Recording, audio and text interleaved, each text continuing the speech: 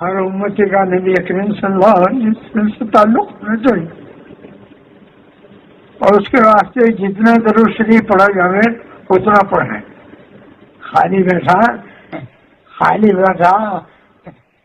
درود شریف یاد ہے تو زبانی پڑھتا رہے، شمار کرنے کی بھی ضرورت نہیں.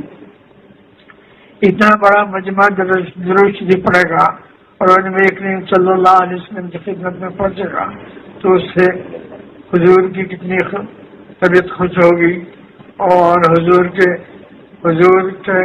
ساتھیوں کی جتنی طبیعت خوش ہوگی کہ بھئی کتنا بڑا شریک ہوا، اور انہوں نے پھر 3 مہینے میں کتنا درود شریف پڑھا.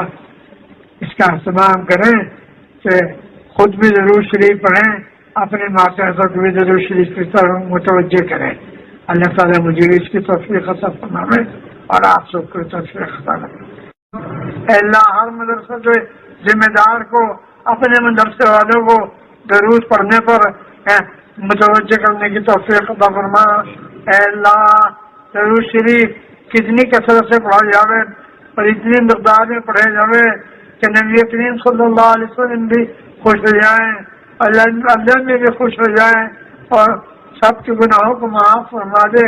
اے اللہ وہی امت